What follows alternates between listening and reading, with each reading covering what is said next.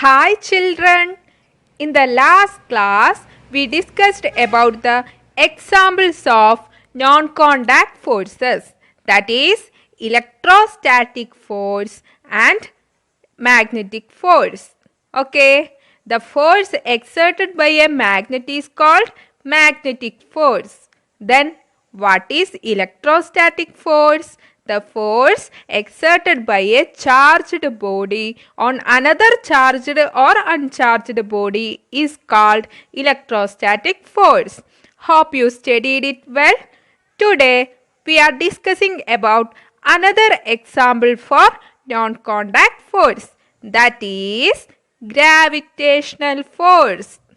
What is gravitational force? Let's look an example.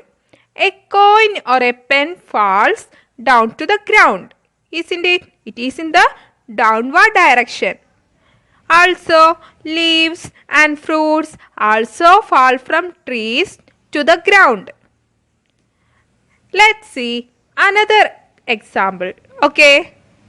When you release an object, say a plastic ball, from a height. We are releasing a plastic ball from a height above the ground. It just falls on the ground. Why does the ball falls towards the ground? Why does the ball falls in downward direction? That means the ball falls towards the earth. Okay. Why does the ball, fruits, leaves, pen, coin and all these falls towards the earth in downward direction? Why? That is, the earth exerts a force on these objects. What is the reason for this? That is, the earth exerts a force on these objects. This force that the earth exerts on an object is the gravitational force. What is gravitational force? The force exerted by the earth on an object is called gravitational force or force of gravity. Okay.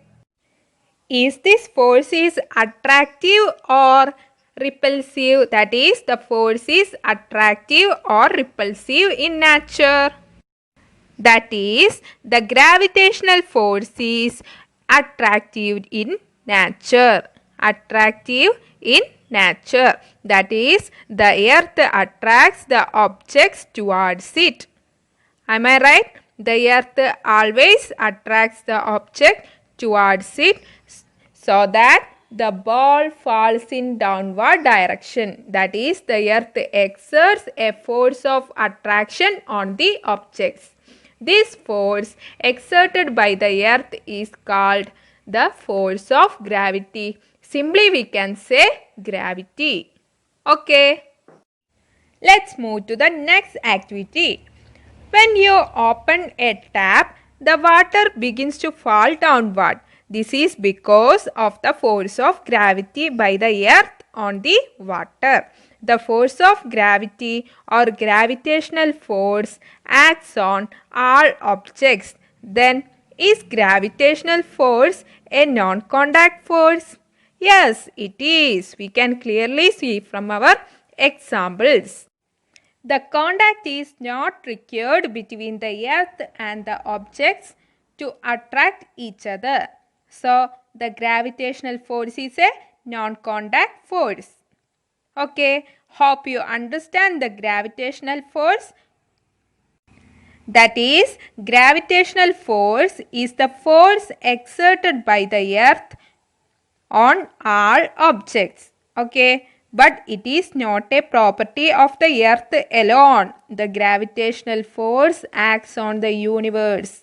That is, every object in the universe exerts gravitational force on another object. That is, moon, other planets also have gravitational force. So we can say that every object in the universe exerts a force on every other object.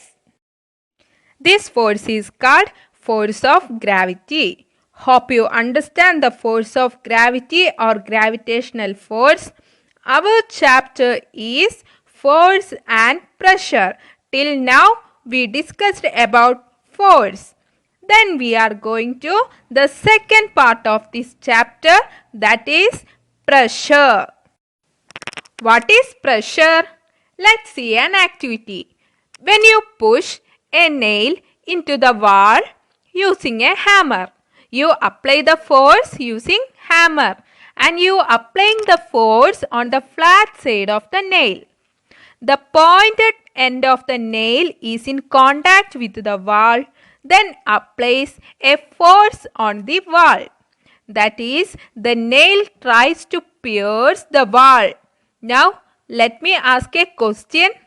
What will happen if you pull the pointed end of the nail and try to pierce the flat side of the nail? That is, here the flat side of the nail is piercing and we are applying force at the pointed end of the nail. What will happen? Do you feel it difficult? Yes, it is difficult to pierce the flat side of the nail through the wall. Even if you apply more and more force, it is very difficult to pierce the flat side of the nail.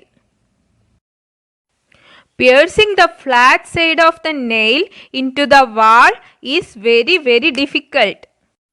What is the reason for this?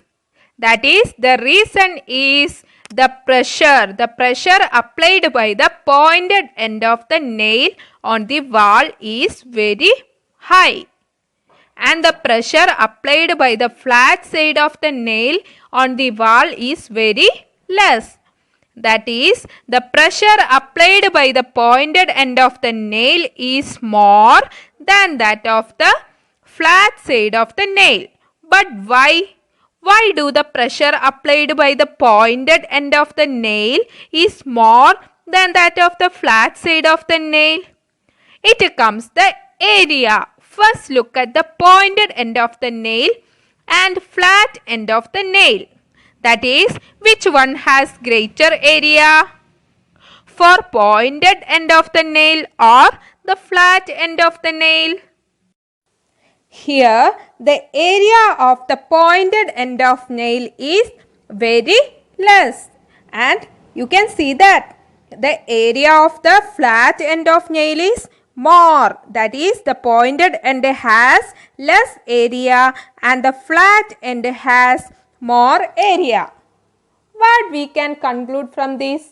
That is, the pointed end of nail has less area than that of the flat end of the nail. From this, we can understand that there is the effect of force depends on area. That is, when we apply a force, there is an effect on the force. Effect of force on that object. That depends on the area. Okay, we can see it in details. Before that, can I ask a question? That is, what is pressure? How can we define pressure? The pressure acting on a unit area of a surface is called pressure. What is pressure? The force acting on a unit area of a surface is called pressure. What is the equation for pressure?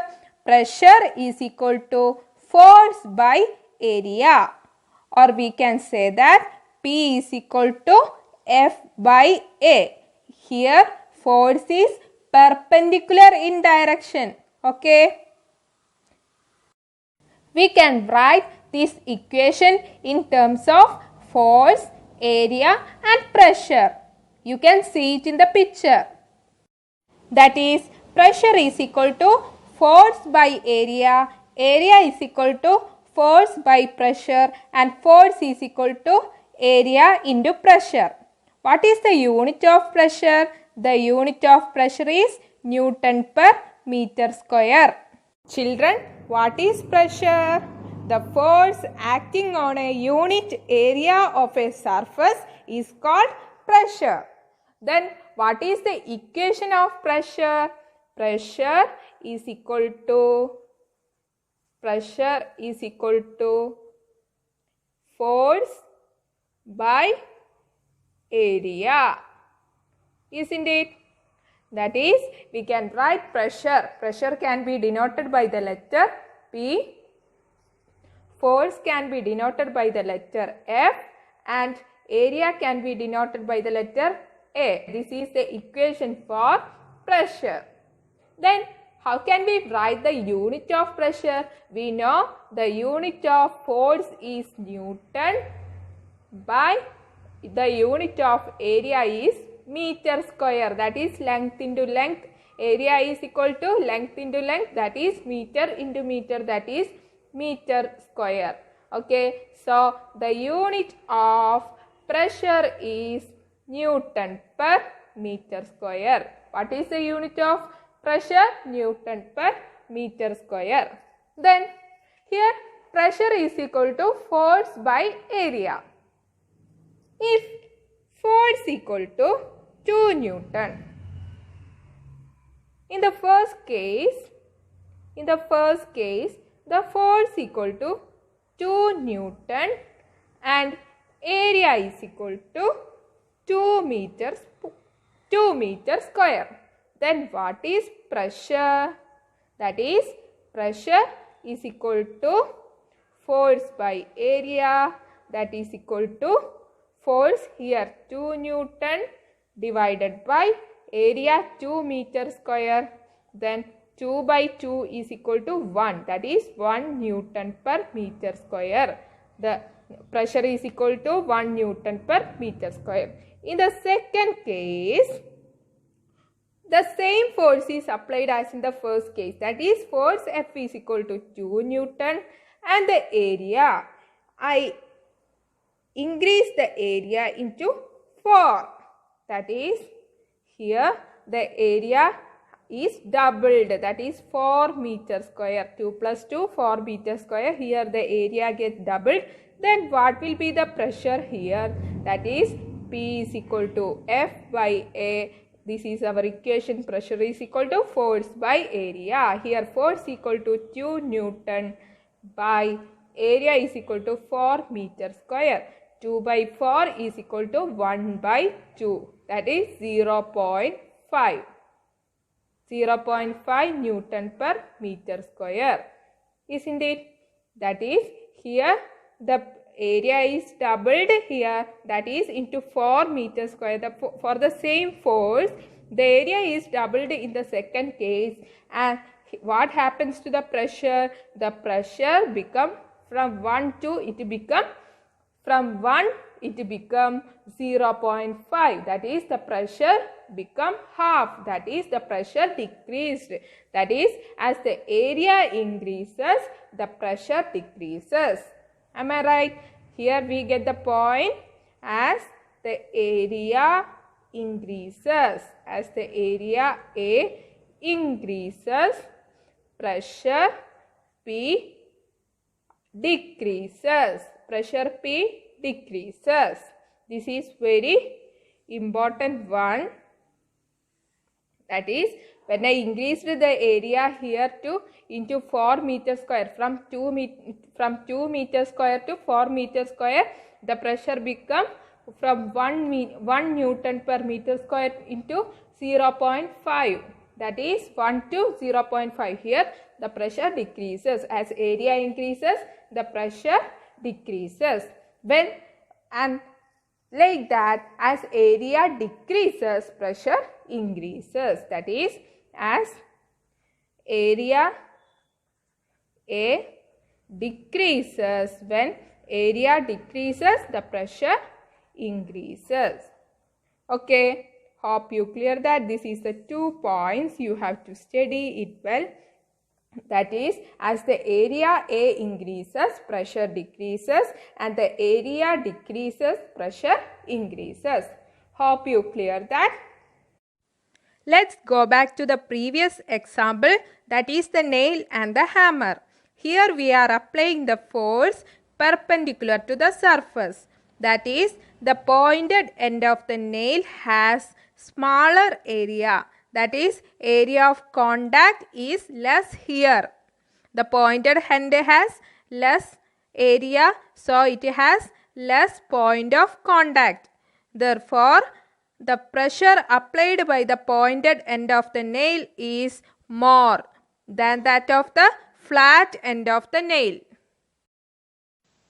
That is why it is easy for the pointed tip of the nail pierces into the wall. Do you see drilling machine? It has a pointed end and it has less area, so the pressure is more here. Let's see another example. You can easily cut the vegetables using the knife. Here the knife has a cutting edge of less area, that is, area of contact between the knife and the vegetables is reduced. So it has more pressure and it is easy to cut the vegetables using knife. These are all about pressure. How pressure useful to us in our daily life. That is, what is pressure? Pressure is the force acting on a unit area of surface. What is the unit of pressure? That is Newton per meter square. What is the equation of pressure? That is pressure P is equal to force by area. The equation of pressure can be written in terms of pressure, force and area. Hope you understand what is pressure, and the pressure is exerted not only solids but also in liquids and gases. We will discuss it in the next class. Thank you.